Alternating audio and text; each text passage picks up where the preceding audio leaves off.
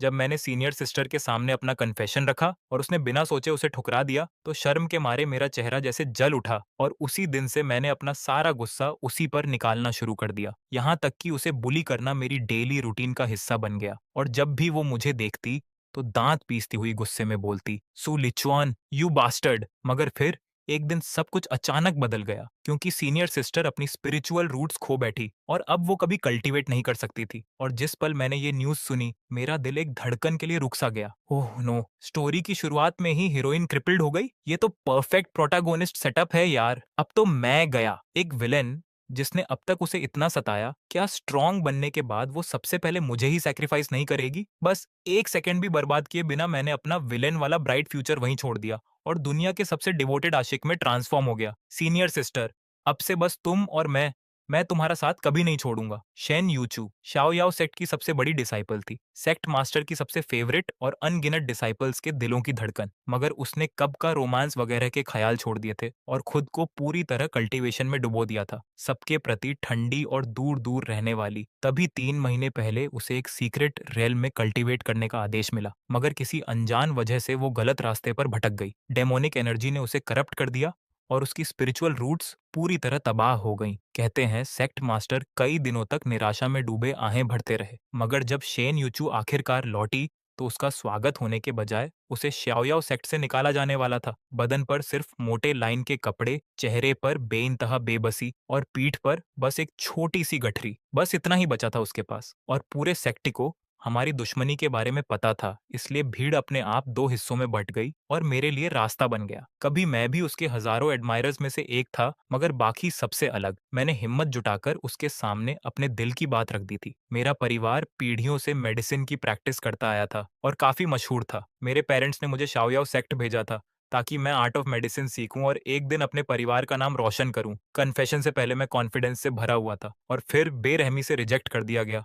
उसके बाद तो मैं पूरे सेक्ट का मजाक बन गया, अश्वमाननीय और अपमान और गुस्से में जलते हुए मैंने उसकी जिंदगी हर दिन मुश्किल बनानी शुरू कर दी। तभी उस भरे पूरे टाइजी स्क्वायर पर एक कल्टीवेटर ने एक्साइटमेंट में मेरी तरफ बेधैर्य हाथ हिलाया। "सु लिचुआन, जल्दी आ, ये तेरा रिवेंज लेने का परफेक्ट मौका है। मुझे आज भी याद है कैसे शेन यूचू ने तुझे बेइज्जत किया था।" मैं धीरे धीरे चलता हुआ शेन यूचू के ठीक सामने आकर रुका और एक मॉकिंग मुस्कान के साथ बोला, "अरे वाह, ये तो हमारी सीनियर सिस्टर हैं। ये क्या हाल बना रखा है आपने, कितना भद्दा स्कार है। और मेरे सालों के मेडिकल एक्सपीरियंस के हिसाब से डर है कि ये अब ठीक नहीं हो सकता। बड़े अफसोस की बात है।" ये सुनकर शेन यूचू ने धीरे से अपना सिर उठाया। उसकी आंखों में गुस्सा भरा था और भले ही एक लंबा स्कार उसके पूरे चेहरे पर फैला हुआ था, फिर भी वो उसकी पुरानी खूबसूरती को पूरी तरह छुपा नहीं पा रहा था। तभी मेरे बगल में खड़े किसी ने चिल्लाकर कहा, "सु लीचुआन, पहले ये तुझे नीचा दिखाती थी, अब तो ये तेरे बगल में खड़े होने के भी लायक नहीं। इस पर जरा भी रहम मत करना। जैसे इसने तुझे बेइज्जत किया था, वैसे ही आज इसका पूरा हिसाब चुकता कर दे।" मैं बस मुस्कुराया, अपनी आस्तीन में हाथ डाला और एक छोटा सा लकड़ी का बॉक्स निकाला,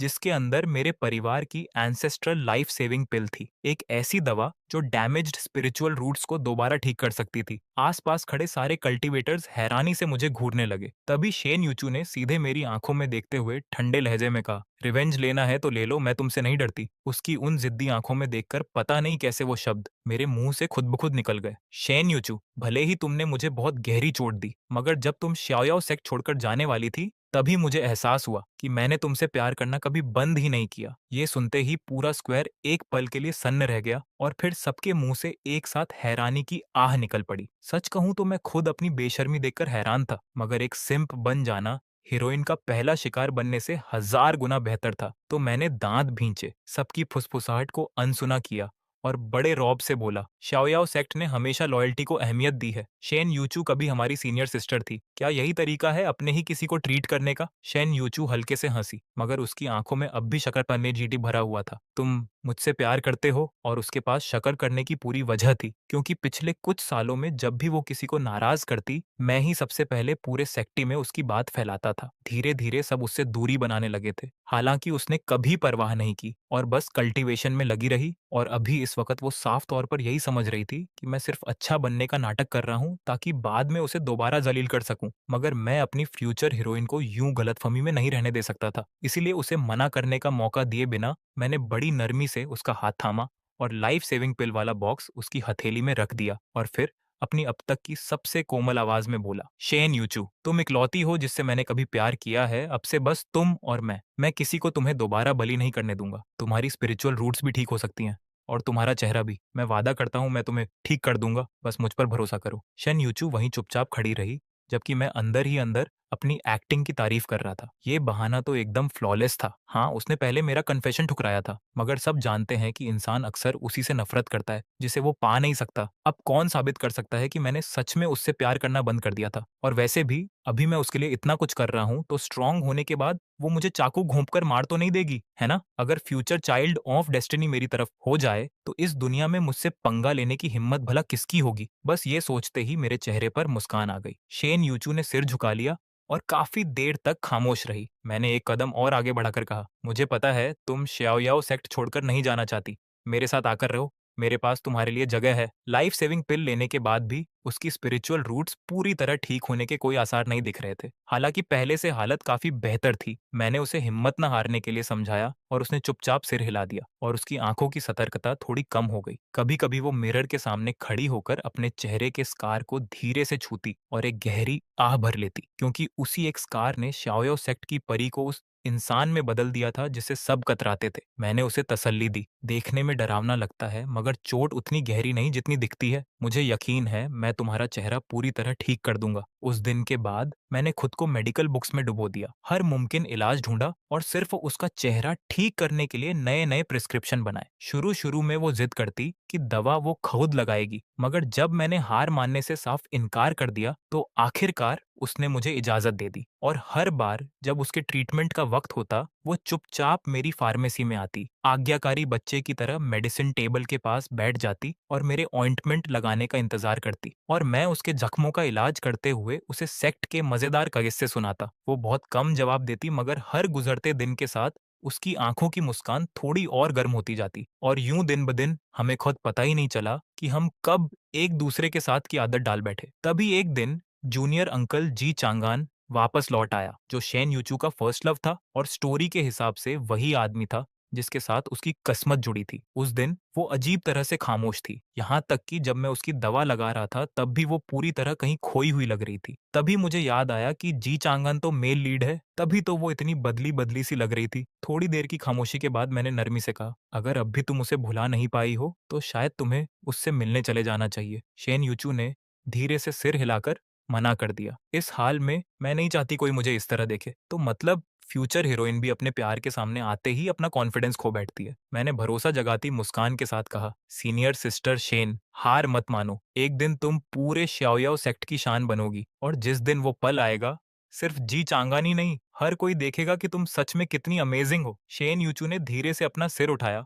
और सीधे मेरी आंखों में देखा। जब तुम कहते हो हर कोई, तो क्या उसमें तुम भी शामिल हो? मैं बिना जरा भी झिझके मुस्कुराया। बिल्कुल, मगर जब तुम आखिरकार सबसे ऊपर पहुंच जाओ तो ये मत भूलना कि तुम्हें बचाया किसने था। उसने हल्के से सिर हिलाया और आखिरकार उसकी आंखों में एक धुंधली सी मुस्कान तैर गई। कई दिनों तक उसकी स्पिरिचुअल रूट्स को गौर से ऑब्जर्व करने के बाद मैं एक नतीजे पर पहुंचा, सिर्फ मेडिसिन काफी नहीं है। अगर तुम चाहती हो कि तुम्हारी स्पिरिचुअल रूट्स पूरी तरह ठीक हों, तो तुम्हें दोबारा कल्टीवेट करना शुरू करना होगा ताकि वो धीरे धीरे रिजनरेट हो सकें। इस मेडिसिन हॉल के पीछे एक सुनसान जंगल है, वहां जाकर कल्टीवेट करो, वहां तुम्हें कोई परेशान नहीं करेगा। शेन यूचू ने ध्यान से सुना और फिर संजीदगी से सिर हिला दिया, और कुछ ही दिनों में उसके चेहरे का लगभग 80% स्कार गायब हो चुका था। और उसके बाद से वो हर सुबह जल्दी निकल जाती और हर शाम देर से लौटती, चुपचाप उस सुनसान जंगल के भीतर अपनी कल्टीवेशन में डूबी रहती। एक महीने बाद शेन यूचू का चेहरा पूरी तरह ठीक हो चुका था, मगर जब वो कल्टीवेट कर रही थी तभी किसी ने उसे देख लिया और सेक्ट मास्टर के पास जाकर शिकायत कर दी कि वो चुपके चुपके डेमोनिक आर्ट्स का अभ्यास कर रही है, और इल्जाम लगाया कि उसने अपना कंट्रोल खो दिया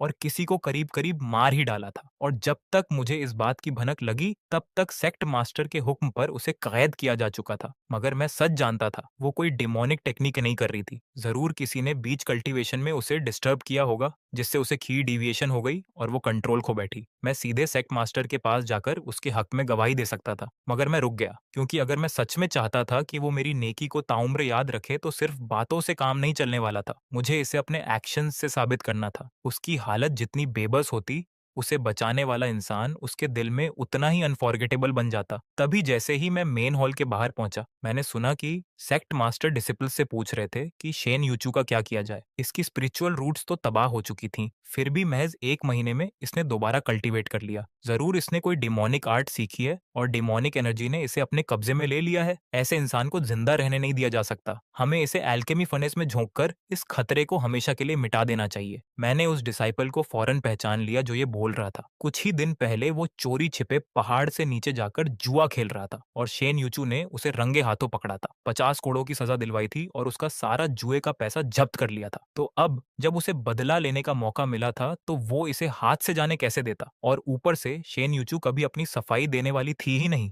जिससे लोगों को उन इल्जामों पर और भी ज्यादा यकीन हो चला था। तभी एक और डिसाइपल फौरन हाँ में हाँ मिलाते हुए बोला, जो इंसान ऐसी बुरी राह पर चलता है वो मरने के ही लायक है। इसे मार देना तो हर राइचस सेक्ट पर एक एहसान होगा। अगर इसने डिमोनिक आर्ट्स में महारत हासिल कर ली तो पूरी दुनिया तबाह हो जाएगी। एक ही पल में पूरा हॉल शन यूचू की मौत की मांग करती आवाजों से गूंज उठा। एक के बाद एक इल्जाम उसे मौत के और करीब धकेलते जा रहे थे। फिर भी शन यूचू बस हॉल के बीचों बीच घुटनों के बल बैठी रही, एक लफ्ज तक न बोली। तभी सेक्ट मास्टर ने उसकी तरफ नजरें झुकाकर ठंडी आवाज में पूछा, शन यूचू, क्या तुम अपना गुनाह कबूल करती हो? उसने बड़े शांत लहजे में जवाब दिया, मैंने सिर्फ अपनी ताकत वापस पाने के लिए कल्टीवेट किया। मुझे नहीं पता मैंने कौन सा गुनाह किया है। खामोश, एक बुजुर्ग एल्डर गुस्से में चिल्लाया, तुझे तो कब का शाओयाओ सेक्ट से निकाल दिया जाना चाहिए था। अगर सेक्ट मास्टर की मेहरबानी न होती तो आज तू यहाँ खड़ी भी न होती। और अब भी तेरी इतनी हिम्मत कि तू इस बेशर्मी से बात कर रही है। तभी एक और डिसाइपल ने उस पर उंगली उठाते हुए चीख कर कहा, तू कहती है कि तू सिर्फ कल्टीवेट कर रही थी, मगर हम सबने अपनी आंखों से देखा था। तेरे पूरे बदन को काली एनर्जी ने घेर रखा था और तेरी आंखें खून की तरह लाल हो गई थीं। ये तो साफ साफ किसी डीमन पोजेस्ड इंसान की निशानी थी। और जैसे जैसे भीड़ का गुस्सा भड़कता गया, तभी अचानक सेक्ट मास्टर ने अपना हाथ उठाया और स्पिरिचुअल एनर्जी का एक जबरदस्त धमाका सीधा शेन यूचू की तरफ छूट पड़ा। वो पूरी तरह बेखबर थी, इसलिए हवा में उछलकर दूर जा गिरी और जमीन पर बुरी तरह टकराकर बेसुध पड़ी रह गई। सेक्ट मास्टर ने अपनी आंखें सिकोड़ते हुए ऐलान किया, देखा, सच में डेमोनिक एनर्जी मौजूद है। ये देखकर मेरा दिल एकदम बैठ सा गया और उसी पल मुझे सारा माजरा समझ आ गया। तो ये है शेन यूचू की तबाही के पीछे का असली मुजरिम। उसके अंदर कोई डेमोनिक एनर्जी थी ही नहीं। फिर भी सेक्ट मास्टर खुलेआम सच को तोड़ मरोड़ रहा था, क्योंकि श्याओयाओ सेक्ट में उसके रुतबे पर सवाल उठाने की हिम्मत किसी में नहीं थी। गार्ड्स, उसने हुक्म दिया, शेन यूचू को एल्केमी फर्नेस में झोंक दो और दुनिया पर मंडराते इस खतरे को खत्म कर दो। ये देखकर कि जिस पल का मैं इंतजार कर रहा था वो आखिरकार आ गया है, मैं झट से हॉल के अंदर घुसा और जोर से चिल्लाया, रुको! तभी किसी ने फौरन मेरा मजाक उड़ाया, सु लीचुआन, तू सच में यहाँ फिर से सिम्प बनने आया है? एक और हंसते हुए बोला, आजकल तू उस डीमन औरत के इतना करीब चिपका रहता है, तुझे डर नहीं कि वो तुझे भी अपने साथ ले डूबेगी? मैंने उन सबको पूरी तरह अनसुना कर दिया और सीधे सेक्ट मास्टर की आंखों में देखा, जिसके चेहरे का रंग हल्का सा बदल चुका था। सेक्ट मास्टर, मैं गवाही दे सकता हूँ कि शेन यूचू ने कभी डिमोनिक आर्ट्स का अभ्यास नहीं किया। उस दिन जो हुआ वो सिर्फ इसलिए हुआ क्योंकि किसी ने बीच कल्टीवेशन में उसे डिस्टर्ब कर दिया, जिससे उसे की डिविएशन हो गई। एक डिसाइपल फौरन तंज भरी हंसी हंसते हुए बोला, सुलिचुआन, तुझे लगता है हम सब अंधे हैं? हम में से बहुतों ने उस दिन अपनी आंखों से देखा था। तेरे कह देने भर से कि वो डेमोनिक आर्ट्स नहीं कर रही थी ये सच नहीं हो जाएगा। मैं शांति से मुस्कुराया, अपने रोब में हाथ डाला और एक बहुत पुराना मेडिकल टेक्स्ट निकाल लिया। एक खास पेज पलटा और उसमें लिखा हुआ अंश जोर जोर से पढ़ा और पढ़ने के बाद वो किताब ऊपर उठाकर पूछा, इसमें कल्टीवेशन के दौरान होने वाले की डिविएशन के लक्षण लिखे हैं। जरा बताओ, क्या ये ठीक वैसा ही नहीं जैसा तुम सबने उस दिन अपनी आंखों से देखा था? ये सुनते ही पूरा हॉल एकदम सन्नाटे में डूब गया। किसी के पास कोई जवाब नहीं था, मगर तभी एक और आवाज चीख पड़ी, रुको! पूरे शियाओयाओ सेक्ट को पता है कि तू शेन यूचू से प्यार करता है। वो तो लगभग हर रोज तेरे ही घर में पड़ी रहती है। पूरे सेक्ट ही ने ये बात सुन रखी है। तो तू कैसे साबित करेगा कि तू जानबूझकर उसे बचा नहीं रहा? इससे पहले कि मैं कुछ जवाब देता, शन यूचू, जो अब तक कमजोरी में जमीन पर पड़ी थी, दर्द के बावजूद खुद को घसीटते हुए खड़ी होने लगी। मैं झट से दौड़कर उसे सहारा देने पहुंचा। फिर मैंने धीरे धीरे पूरे हॉल पर एक नजर दौड़ाई और कहा, मैं सुगवा परिवार की इज्जत की कसम खाता हूँ, अगर आज मेरे कहे एक भी लफ्ज में झूठ हो तो आज के इस दिन से मेरा परिवार अपना सब कुछ खो दे। चाहे कुछ भी हो जाए, परिवार शेन यूचू की रक्षा करेगा। जिस पल मैंने अपने परिवार का नाम दांव पर लगाया, खुद सेक्ट मास्टर भी झिझक भरी नजरों से मुझे देखने लगा और बाकी सब तो बस हैरान होकर जड़ हो गए थे। मैंने उसे बचाने के लिए अपने परिवार की साख तक दांव पर लगा दी थी। जाहिर है ये बात उसके दिल में एक अमिट निशान छोड़ जाती। जब बाकी सबने पीछे हटना चुना, तब मैं ही था जो उसके साथ खड़ा रहा। शेन यूचू कोई पत्थर दिल इंसान तो थी नहीं, ऐसा हो ही नहीं सकता था कि उसका दिल न पिघले, और यही तो मैं चाहता था। इतना कहने के बाद मैंने बड़ी नरमी से शेन यूचू को अपनी बाहों में उठाया और उसे लेकर हॉल से बाहर निकल गया। तभी पीछे से किसी ने चिल्लाकर कहा, सुलीचुआन, जिस पल तू उस दरवाजे से बाहर कदम रखेगा, न तू और न वो डीमन औरत फिर कभी श्याओयाओ सेक्ट के नहीं रहोगे। मगर मैंने अपनी रफ्तार तक धीमी नहीं की। अब जब हम श्याओयाओ सेक्ट में रह ही नहीं सकते थे, तो मैं शेन यूचू को अपने उस छोटे से मेडिसिन हाउस में ले आया जो सेक्ट के बाहर मेरा अपना था। सेक्ट मास्टर का वार बहुत ही ज्यादा ताकतवर था। शेन यूचू का बदन तो पहले ही कमजोर था, और अब वो बस बमुश्किल सांसें गिन रही थी। पूरे 3 दिन गुजर गए मगर उसे होश नहीं आया, और उन तीनों दिनों में मैं मुश्किल से ही सोया। दिन रात उसके बिस्तर के पास बैठा रहा। आखिर वो हीरोइन थी, मेरा पूरा फ्यूचर उसी पर टिका हुआ था। फिर एक रात थकान ने आखिरकार मुझे हरा दिया, और मैं उसके बिस्तर के पास ही टेक लगाकर सो गया। कुछ देर बाद मुझे धुंधला सा महसूस हुआ, जैसे कोई मेरा नाम पुकार रहा हो, मगर मैं इतना थका हुआ था कि आंखें तक नहीं खोल पाया। तभी मुझे एक गर्म हाथ बड़े प्यार से अपने चेहरे को सहलाता हुआ महसूस हुआ। वो शेन यूचू का हाथ था। मैं फौरन जाग गया, मगर मैंने जरा भी हिलने की हिम्मत नहीं की। ये पल इतना कीमती था कि मैं इसे खराब नहीं करना चाहता था। कुछ ही सेकंड्स बाद वो हल्के से हंसी। सच में खुद को थका डाला तुमने। फिर मैंने कदमों की हल्की सी आहट सुनी जब वो बड़ी एहतियात से बिस्तर से उतरी, और थोड़ी देर बाद एक ब्लैंकेट लेकर लौटी और बड़ी नरमी से उसे मेरे कंधों पर डाल दिया। और जैसे ही वो मेरे करीब झुकी, उसकी गर्म सांसें हल्के से मेरी गर्दन को छू गईं। मुझे अपनी सांसें नॉर्मल रखने के लिए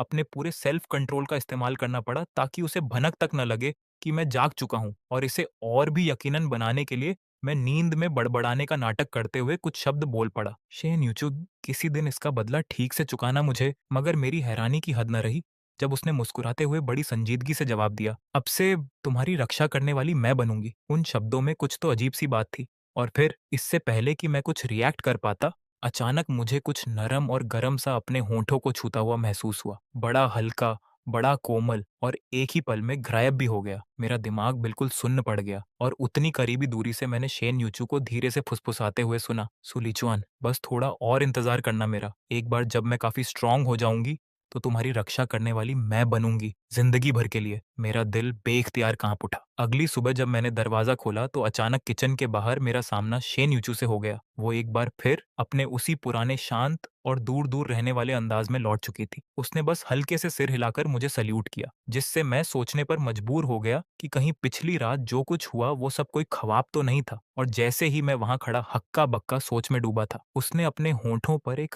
हल्की सी मुस्कान लाते हुए कहा, सुलीचुआन, हर चीज के लिए शुक्रिया। फिर वो आगे बोली, अगले कुछ अरसे के लिए मैं कल्टीवेट करने कहीं दूर जा रही हूँ, शायद काफी लंबे समय तक वापस ना आ पाऊं। ये सुनकर मैंने आखिरकार थोड़ी राहत की सांस ली। ओरिजिनल स्टोरी में शेन यूचू अपनी सिक्लूडेड कल्टीवेशन के दौरान ही कहीं ज्यादा स्ट्रांग बनी थी, और अभी भी उसका ट्रेनिंग करने का इरादा इसी बात का इशारा था कि उसने अपना असली मकसद अब तक नहीं भुलाया। मैंने हामी में सिर हिला दिया। तभी जाते जाते वो अचानक रुकी, पलटी, और बड़ी नरमी से बोली, अपना ख्याल रखना और मेरा इंतजार करना। हीरोइन जो ठहरी, शेन यूचू ने हार मानने का नाम ही नहीं लिया। कई महीने गुजर गए, और उसका नाम एक बार फिर पूरे कल्टीवेशन वर्ल्ड में गूंजने लगा। यहाँ तक कि मुझ जैसा इंसान भी, जो अपना ज्यादातर वक्त चुपचाप अपने छोटे से मेडिसिन हाउस को चलाने में बिताता था, जब भी शहर जाता तो उसके बारे में सुने बिना नहीं रह पाता। एक टी हाउस में हाथ में चाय का प्याला थामे बैठे बैठे मैं सुनता रहा कि मेरे आसपास हर कोई बस उसी की बात कर रहा था। कोई कह रहा था कि वो महानता के लिए ही बनी है, हर सेक्ट टूर्नामेंट में सबसे ज्यादा तरककड़ी करती, और हर बार रैंकिंग्स में और ऊंचा चढ़ती जाती। लोगों को यकीन था कि उसका दुनिया का सबसे स्ट्रॉन्ग कल्टीवेटर बनना बस वक्त की बात है। कोई उसके नेक दिल की तारीफ कर रहा था कि वो न सिर्फ बेहद ताकतवर है,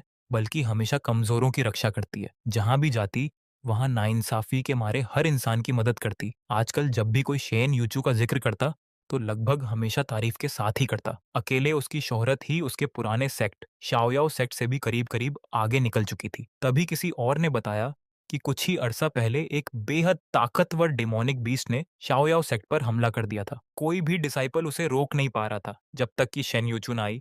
और सबकी जान बचा ली और उसके बाद से तो सेक्ट में उसका रुतबा और भी ऊंचा हो गया था और बहुतों को यकीन था कि अगली सेक्ट मास्टर बनना उसकी किस्मत में लिखा है। कुछ लोग तो जलन भरे लहजे में सू परिवार और यंग मास्टर सू की बात कर रहे थे, कह रहे थे कि शेन यूचू ने सरेआम ऐलान कर रखा है कि जो कोई सू परिवार के खिलाफ खड़ा होगा वो दरअसल उसी के खिलाफ खड़ा होगा। और हर बार जब मैं ऐसी बातें सुनता तो मेरा सीना फख्र से थोड़ा और चौड़ा हो जाता। अगर उस वक्त मैंने सही फैसला न लिया होता तो ये कुछ भी ना हुआ होता। हर किसी की नजरों में मैं सु लीचुआन वो आदमी था जिसने उसकी प्रतिभा को सबसे पहले पहचाना, उससे दिल से प्यार किया और उसकी बेगुनाही साबित करने के लिए अपने ही सेक्ट से निकाले जाने तक को तैयार हो गया। चाय का पूरा पॉट खत्म करने के बाद मैं इत्मीनान से बाहर की ओर टहलता हुआ निकला, मगर जैसे ही मैंने दरवाजे से कदम बाहर रखा मैं किसी से टकरा गया। सुलीचुआन बहुत दिनों बाद दिखे। मैंने नजर उठाकर देखा तो पहचान लिया कि ये तो श्याओयाओ सेक्ट का एक पुराना डिसिपल था जो गॉसिप का बड़ा शौकीन होने के लिए मशहूर था। और ठीक वैसा ही हुआ जैसा मैंने सोचा था। वो फौरन एक शरारती मुस्कान के साथ मेरी तरफ झुका और पूछा, क्यों सीनियर सिस्टर का इंतजार करने आए हो क्या? क्या बकवास कर रहे हो? मैं हंस पड़ा। उससे तो मुझे मिले हुए बहुत अरसा हो गया। शेन यूचू ने हमेशा अपनी बात निभाई थी। जिस दिन उसने कहा था कि वो वापस नहीं आएगी, वो सच में कभी वापस नहीं आई। और शायद यही सबसे बेहतर था, क्योंकि ओरिजिनल स्टोरी के हिसाब से जी चांग हान भी जल्द ही लौटने वाला था। उस डिसिप्लिन को समझ आ गया कि मुझे उसकी गॉसिप में कोई दिलचस्पी नहीं है, इसलिए कुछ अटपटी सी बातें करने के बाद उसने हाथ हिलाकर विदा ली और चला गया और मैं वापस अपने मेडिसिन हाउस की ओर बढ़ चला। दूर से ही मैंने देखा कि चिमनी से धुआं उठ रहा है और जिस पल मैंने दरवाजा धकेल कर किचन में कदम रखा मैं वहीं जम गया। शेन यूचू अपनी पीठ मेरी तरफ किए वहां खड़ी थी, खाना पकाने में मशगूल। मेरे कदमों की आहट सुनकर वो पलटी और बड़ी नरमी से मुस्कुराई। बस थोड़ा और, डिनर लगभग तैयार है। मैं तो पूरी तरह सन्न रह गया। वो जीनियस कल्टीवेटर शेन यूचू सच में मेरे लिए खाना बना रही थी। डिनर के दौरान वो एक पल के लिए झिझकी और फिर बोली, सुलीचवान, सेक्ट मास्टर ने अपनी गद्दी ऑफिशियली मुझे सौंप दी है। आज से 3 दिन बाद मेरी सक्सेशन सेरेमनी है। क्या तुम आओगे? ये तो बहुत जल्दी हो गया। शेन यूचू आखिरकार नई सेक्ट मास्टर बन चुकी थी, जिसका मतलब ये भी था कि जी चांगन अब जल्द ही वापस लौटने वाला था। आखिरकार वो दोनों अपने दिल की बात एक दूसरे से कह पाएंगे और साथ हो जाएंगे, ठीक वैसे ही जैसे उन्हें होना ही था। इस स्टोरी में मेरा किरदार आखिरकार अपने अंजाम पर पहुंच रहा था। अब मेरे लिए बस एक ही काम बाकी था, शराफत से पीछे हट जाना और उन दोनों के लिए रास्ता छोड़ देना। उसकी उन उम्मीद भरी आंखों में देखकर मैंने हामी में सिर हिला दिया और उसकी आंखें फौरन खुशी से चमक उठीं। वो बार बार मुझे याद दिलाती रही, तुम्हें वक्त पर आना है, मैंने सिर्फ तुम्हारे लिए एक सीट रोक रखी है और मुझे एक बहुत जरूरी बात का ऐलान भी करना है। मेरी सांसें अनजाने में धीमी पड़ गईं। मेरा जहन उस रात की ओर लौट गया। कान के पास वो हल्की सी फुसफुसाहट और वो चोरी से मेरे होंठों पर छोड़ा गया वो किस। मेरा चेहरा गर्म हो उठा। उसने बड़ी संजीदगी से मेरी ओर देखा और एक बार फिर बोली, मुझसे वादा करो कि तुम जरूर आओगे। मैं मुस्कुराया और सिर हिलाकर बोला, वादा रहा, मैं जरूर आऊंगा। मेरी स्टोरी अब करीब करीब खत्म हो चुकी थी और कम से कम मैं इतना तो चाहता था कि हमारी आखिरी मुलाकात एक खूबसूरत मुलाकात हो। डिनर के बाद वो अजीब तरह से हल्के खुशी भरे कदमों से वहां से निकली और मैं तब तक मुस्कुराता रहा जब तक उसका साया पूरी तरह मेरी नजरों से ओझल नहीं हो गया और उसके बाद ही मेरे चेहरे से वो मुस्कान धीरे धीरे गायब हुई। मैं बाड़ की ओर बढ़ा और एक छोटी सी सीटी बजाई। तभी परछाइयों में से एक छुपा हुआ गार्ड फौरन प्रकट हो गया। सब कुछ पैक कर दो, मैंने बड़े शांत लहजे में हुक्म दिया, और कुछ देर बाद इस मेडिसिन हाउस को जला देना। फिर मैंने पूछा, क्या तुमने जी चांगान को खबर कर दी? गार्ड ने सिर हिलाया। जी हाँ, वो 3 दिन में श्याओयाओ सेक्ट लौट आएगा। और उसने क्या कहा? उसने कहा, ये सब मुमकिन बनाने के लिए शुक्रिया। वो इस मौके को हाथ से नहीं जाने देगा। किसी और को सच का पता नहीं था, मगर इकलौता इंसान होने के नाते जो ओरिजिनल स्टोरी जानता था, मैं सब कुछ समझता था। जी चांगन बहुत लंबे समय से शेन यूचू से प्यार करता था। वो बस यही समझता था कि उसे सिर्फ कल्टीवेशन की परवाह है और वो उसे डिस्टर्ब नहीं करना चाहता था, इसलिए उसने कभी अपने दिल की बात जाहिर नहीं की। मगर इतना कुछ झेलने के बाद, खासकर जब शेन यूचू मौत के मुंह तक पहुंच गई थी, मुझे पूरा यकीन था कि अब वो अपने जज्बात और नहीं छुपाएगा। और जैसे जैसे आग ने धीरे धीरे उस छोटे से मेडिसिन हाउस को अपनी लपटों में लेना शुरू किया, मैंने उसे एक आखिरी नजर भरकर देखा और धीरे से बुदबुदाया, शेन यूचू, इस बार मैं अपना वादा तोड़ने जा रहा हूँ। 3 दिन बाद पूरे श्याओयाओ सेक्ट पर एक गंभीर सा माहौल छाया हुआ था। सेरेमनी के लिए हर डिसिप्लिन जमा हो चुका था, यहाँ तक कि वो भी जो सालों से सेक्टी के बाहर ट्रेनिंग कर रहे थे। हर बड़े सेक्ट के प्रतिनिधि भी इस मौके के गवाह बनने आ पहुंचे थे। हर कोई इतनी कम उम्र में शेन यूचू की कामयाबियों पर दंग था। कुछ ने तो खुलेआम ऐलान कर दिया कि एक दिन वो पूरे कल्चरेशन वर्ल्ड का सबसे चमकीला सितारा बन सकती है। सेक्ट मास्टर के रोब्स पहने शेन यूचू धीरे धीरे उस लंबी सीढ़ियों की कतार पर ऊपर चढ़ती गई। वो जहां से भी गुजरती, डिसाइपल्स अदब से घुटनों के बल झुककर उसे अपनी नई सेक्ट मास्टर कहकर अभिवादन करते, मगर अपने दिल में शेन यूचू बस एक तंज भरी हंसी हंस रही थी, क्योंकि आज उसके सामने सिर झुकाने वाले इनमें से बहुत सारे वही लोग थे जिन्होंने कभी इसी हॉल में उसकी मौत की मांग की थी। तब इन्होंने उसे एल्केमी फर्नेस में झोंकने के लिए हर मुमकिन कोशिश की थी, और अब यही लोग सिर झुकाकर उसकी मेहरबानी की भीख मांग रहे थे। इनमें से कोई भी उसकी एक नजर के भी लायक नहीं था। वो जिस एक इंसान को देखना चाहती थी वो अब तक नहीं आया था। उसने वादा किया था कि वो आएगा, और अब तक उसने उससे जो भी वादा किया था हमेशा निभाया था। आज का दिन वो दिन था जब वो अपना खोया हुआ सब कुछ वापस पा रही थी, और आज ही का दिन वो दिन था जब वो फख्र से उसके साथ खड़ी होना चाहती थी। मगर ग्रेट हॉल में दाखिल होकर सेक्ट मास्टर की गद्दी पर बैठ जाने के बाद भी फ्रंट रो में सिर्फ उसके लिए रोकी गई वो सीट खाली की खाली रही। उसकी उंगलियां धीरे धीरे उसकी अपनी हथेली में गड़ती चली गईं। वो अपनी नजरें उस खाली सीट से हटा ही नहीं पा रही थी। इससे पहले, सेरेमनी शुरू होने से पहले, श्याओयाओ सेक्ट के कई डिसिपल्स ने भी इस बात पर गौर किया था और आपस में धीरे धीरे फुसफुसा रहे थे, तुम्हें क्या लगता है ये सीट किसके लिए रोकी गई है? इसमें भला पूछने की क्या बात है? ये पक्का सु लीचुआन के लिए ही है। वही तो है जो हर मुश्किल में सेक्ट मास्टर के साथ डटा रहा। मगर सु लिचुआन तो अब तक आया ही नहीं। कहीं ऐसा तो नहीं कि सेक्ट मास्टर ने उसे छोड़ दिया हो? नामुमकिन। क्या तुम सेक्ट मास्टर की साख भूल गए? वो तो अपने मददगारों को कभी न भूलने के लिए मशहूर है। वो ऐसा कुछ कभी नहीं कर सकती। और सिर्फ यही नहीं, वहां मौजूद करीब करीब हर किसी की यही सोच थी। हर कोई यही मानता था कि शेन यूचू के सबसे बड़े मददगार होने के नाते सु लीचुआन को आज की सेरेमनी में सबसे बड़ा सम्मान मिलेगा। तभी अचानक किसी ने पूछा, मगर अगर वो सीट सु लीचुआन के लिए थी ही नहीं तो? ये शब्द बमुश्किल उसके मुंह से निकले ही थे कि तभी हॉल के बाहर से एक बुलंद आवाज गूंज उठी, माफ करना, मुझे देर हो गई। एक बेहद हैंडसम आदमी बड़े आत्मविश्वास के साथ बड़ी शान से दरवाजे से अंदर दाखिल हुआ। एक सादे से डाओइस्ट रोब में, अपने लंबे बाल करीने से पीछे बांधे हुए। उसने अपना सिर उठाया और शेन यूचू की ओर देखकर बड़ी गर्मजोशी से मुस्कुराया। मैं लौट आया हूँ, सेक्ट मास्टर। जिस डिसिप्लिन ने अभी सवाल पूछा था वो फौरन उत्साह से भर उठा। देखा, मैंने कहा था ना कि वो सीट सु लीचुआन के लिए नहीं थी। एक दूसरा डिसिप्लिन हैरानी से बोला। तो अफवाहें सच थीं। लगता है सेक्ट मास्टर और सु लीचुआन की राहें सच में जुदा हो चुकी हैं। मगर ये आदमी है कौन? तभी उसके बगल में खड़े किसी ने धीमी आवाज में जवाब दिया, ये जी चांगान है। सबको पहले से पता था कि ये कौन है। जी चांगान, वो जूनियर अंकल जिसके बारे में सब यही मानते थे कि वही हमेशा से शेन यूचू का सच्चा प्यार रहा है। भले ही उन दोनों में से किसी ने कभी इस बात को खुलकर कबूल न किया हो, फिर भी उन दोनों को लेकर अफवाहें सालों से पूरे श्याओयाओ सेक्ट में फैली हुई थी। एक डिसिप्लिन ने आह भरते हुए कहा, सच कहूं तो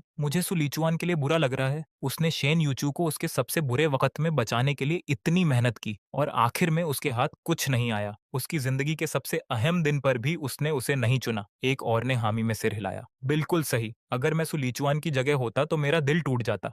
सेक्ट मास्टर ने ये मामला सच में बहुत बुरे तरीके से संभाला। उनकी ये बातचीत ठीक ठीक धीमी भी नहीं थी और उसका कुछ हिस्सा शेन यूचू के कानों तक पहुंच भी गया, मगर उसने एक भी लफ्ज नहीं सुना। उसकी नजरें बस जी चांगान पर जमी हुई थीं। वो पक्के तौर पर जानती थी कि उसने कभी उससे कोई संपर्क नहीं किया था। उसे तो ये तक नहीं पता था कि वो कहाँ है। फिर भी न जाने कैसे वो ठीक सही वक्त पर लौट आया था। वक्त पर उसने आज की सेरेमनी के बारे में सिर्फ एक ही इंसान को बताया था, सु लिचुआन को। इससे साफ जवाब भला और क्या हो सकता था? वो भाग गया था और उसे बीच मंझधार छोड़ गया था। खुद को संभालने के लिए एक गहरी सांस लेते हुए उसने जी चांगान को अपनी सीट पर बैठने का न्योता दिया, और सेरेमनी खत्म होने के बाद वो चुपचाप एक सुनसान कोने में सांस लेने के लिए खिसक गई। तभी पीछे से कदमों की आहट करीब आई। बिना पलटे उसने बड़े शांत लहजे में पूछा, उसने तुम्हें बताया है ना? जी चांगान उससे कुछ कदम पीछे रुक गया। उसके चेहरे पर एक उलझे हुए भाव थे। वो साफ साफ देख सकता था कि उसे लौटा देखकर शेन यूचू की आंखों में हैरानी तो थी,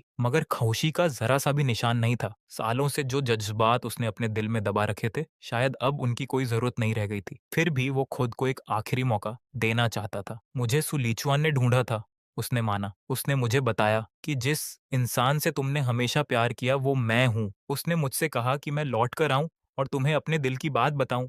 इसीलिए आज मैं यहाँ हूँ। मैं तुमसे कहना चाहता था। इससे पहले कि वो अपनी बात पूरी कर पाता, शेन यूचू अचानक पलटी और उसे बीच में ही रोकते हुए बोली, रहने दो जूनियर अंकल, अब ये सब बीती बात हो चुकी है। जी चांगान एक पल के लिए जड़ हो गया और फिर एक कड़वी सी मुस्कान उसके होंठों पर आ गई। थोड़ी देर बाद उसने एक खत निकाला और उसकी ओर बढ़ा दिया। उसने कहा था कि ये तुम्हें दे दूं। शेन यूचू के हाथ कांप उठे जब उसने वो खत थामा और उसे खोलते ही उसने फौरन वो टेढ़ी-मेढ़ी लिखावट पहचान ली। ये बेशक सु लीचुआन की ही थी। शेन यूचू, जब तक तुम ये पढ़ोगी, मैं जा चुका होऊंगा। मुझे ढूंढने की कोशिश मत करना। बस एक अच्छी सेक्ट मास्टर बनने पर ध्यान देना। तुम्हारे कंधों पर बहुत सारी जिम्मेदारियां इंतजार कर रही होंगी और मैं जानता हूँ यही वो जिंदगी है जो तुमने हमेशा चाही थी। रही बात मेरी, तो मैं कभी उस तरह की जिंदगी के लिए बना ही नहीं था, इसलिए मैं चुपके से खिसक गया। मैं कसम खाता हूँ कि ये इकलौती चीज है जो मैंने कभी तुमसे छुपाई और यही आखिरी भी होगी। अब से हम दोनों अपनी-अपनी राह पर चलेंगे। मैं तुम्हारे लिए सिर्फ अब बेहतरीन की दुआ करता हूँ। बस इतना याद रखना कि एक बार तुम्हें बचाने वाला मैं ही था। जब तक उसने पढ़ना खत्म किया, जी चंगान चुपचाप जा चुका था। शेन यूचू उन चंद छोटी सी लाइनों को खोई-खोई नजरों से घूरती रही और बिना किसी चेतावनी के आंसू उसके चेहरे पर ढुलक पड़े। तो इसका मतलब सु लिचुआन शुरू से ही उससे झूठ बोल रहा था। जिस फ्यूचर का उसने ख्वाब देखा था, उसमें वो कभी शामिल थी ही नहीं। आखिरकार उसने वो सब कुछ पा लिया था जिसके लिए उसने इतनी मेहनत की थी। फिर भी जिस एक इंसान को वो सच में अपने साथ चाहती थी, वो जा चुका था। उसने तो सोच रखा था कि उस दिन सबके सामने अपने दिल की बात कहेगी और उससे कहेगी कि वो अपनी बाकी की पूरी जिंदगी उसके साथ बिताए, मगर वो तो पहले ही सब कुछ भांप चुका था।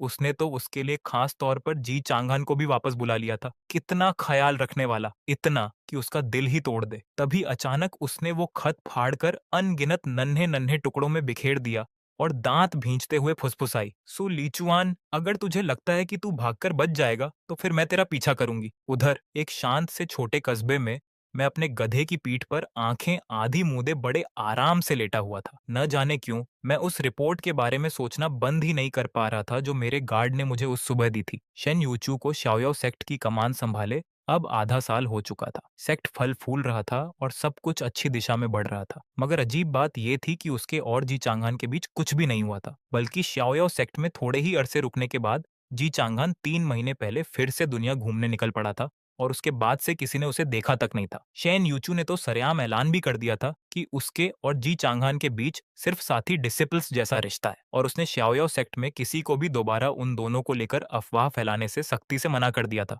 मुझे तो कुछ समझ ही नहीं आ रहा था। मैंने उन दोनों को मिलाने के लिए तो अपनी तरफ से हर मुमकिन कोशिश कर ली थी। उन्हें अपने दिल की बात कहने का एकदम परफेक्ट मौका भी मिला था। फिर आखिर बात यहाँ तक पहुंची कैसे? खैर, फिर भी अब ये सच में मेरी प्रॉब्लम नहीं रही। मैंने अपनी तरफ से जो कर सकता था सब कर दिया था। मेरा ज़मीर एकदम साफ था। शाओयाओ सेक्ट छोड़ने के बाद से मैं पूरे कल्चरेशन वर्ल्ड में घूमता फिर रहा था। बेवजह की मुसीबत से बचने के लिए मैं न कभी अपना असली नाम बताता और न ही कहीं ज्यादा देर तक टिकता। मैं एक जगह से दूसरी जगह भटकता रहता, बीमारियों का इलाज करता और जब भी मुमकिन होता आम लोगों की मदद करता। और इस दौरान मैंने तरह तरह के रीति रिवाज और नज़ारे देखे। ये छोटा सा कस्बा इत्तेफाक से बेहद शांत था। यहाँ के लोग नेकदिल थे और आसपास का माहौल बड़ा खूबसूरत, इसलिए मैं यहाँ आदत से कुछ ज्यादा ही देर रुक गया। आखिरकार मेरा नन्हा गधा एक जगह आकर रुक गया। मैंने आलस भरी अंगड़ाई ली, उसकी पीठ से कूदा और अपनी मंजिल की ओर बढ़ चला। तभी कई जानी पहचानी गाने वाली लड़कियों ने चमकती मुस्कान के साथ मेरा स्वागत किया और बड़ी गर्मजोशी से मुझे